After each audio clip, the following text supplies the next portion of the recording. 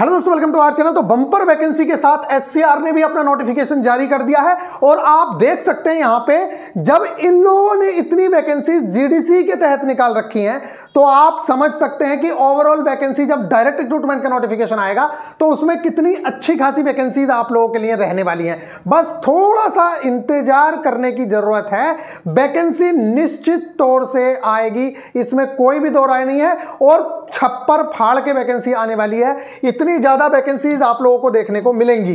फिलहाल अगर यहां बात करें, हाँ उसमें देरी हो सकती है, लेकिन यहां पे अगर बात करें तो बार बार एक ही बात आ रही है कि बार बार बच्चे कहते हैं कि भैया रेगुलर एम्प्लॉय का क्या है, क्या इन्होंने 2 साल की सर्विस मांगी है। तो एक बार फिर से आप देखिए यहां पे इन्होंने बोला है और मैं आप लोगों से बताऊंगा इसका सॉल्यूशन क्या है, आप सब लोग फॉर्म फिल कर पाएं, इस तरीके की चीजें हम लोग बताएंगे। यहां पे देखिए, railway recruitment cell Secunderabad invites online application form eligible serving regular employee of south central railway excluding RPF RPSF employee as on the date of notification for filling up to the following post against GDCE quota as per vacancies indicated here in.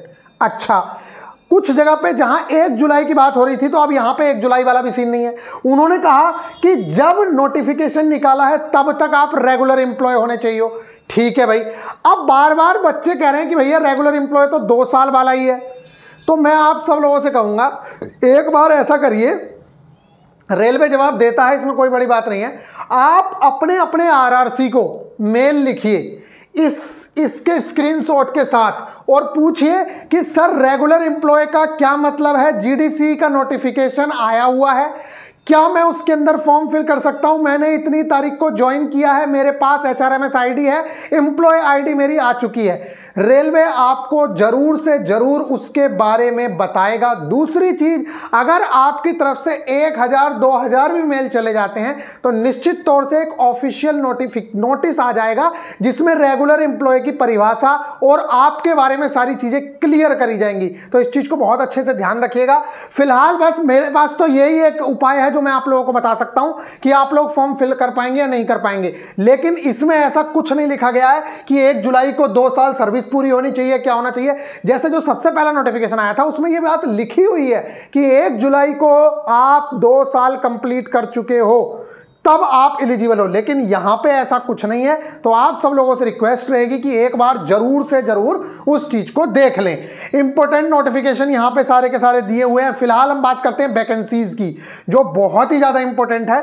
तो आप ALP की vacancy देखिए। मैं आप लोगों को बता दूं, यहां पे बहुत कम वैकेंसीज देखने को मिलती थी, उसके बावजूद भी यहां पे 813 वैकेंसीज आप लोगों को देखने को मिल रही है। 813। अगर ये डायरेक्ट रिक्रूटमेंट से आएंगी तो आएंगी 3 गुना, क्योंकि 25% इनके पास है, 3 गुना डायरेक्ट रिक्रूटमेंट के पास है। तो 8 या 2400, 13 या 39 वैकेंसीज आप लोगों की अगर 25 तक की वैकेंसी आई, जबकि आगे तक की आएगी, हो सकता है 26 तक की, क्योंकि डायरेक्ट रिक्रूटमेंट और लेट आएगी, तो हो सकता है 26 तक की वैकेंसी ले लें, 27 तक की वैकेंसी ले लें। क्यों? क्योंकि प्रोसेस जो है 1-2 साल में कंप्लीट होता है और फिर 2-3 साल वैकेंसी नहीं आती है, तो उन सालों का भी ये चीज लिया जाएगा। तो आप समझिए 2439 सीट्स जो डायरेक्ट रिक्रूटमेंट से आएंगी वो तो यहां पे देखने को आप लोगों को मिलेंगी ही मिलेंगी। फिलहाल आप लोगों को बात करते हैं और चीजों की। तो असिस्टेंट लोको पायलट डिपार्टमेंट में मैकेनिकल लिखा हुआ है, मेडिकल क्लासिफिकेशन A1, और यहां पे आप लोगों को सारी चीजें दी हुई हैं। 813 वैकेंसीज यहां पे आई हुई हैं जो बहुत अच्छी खासी वैकेंसीज है। इस चीज को अगर आप देखें तो आपको पता चलेगा कि अगर आपको फॉर्म फिल करने का मौका मिलता है तो मैं निश्चित तौर से कह रहा हूं यहां पे आप बड़ी आसानी से सिलेक्शन ले लेंगे, क्योंकि ये बहुत आसान है।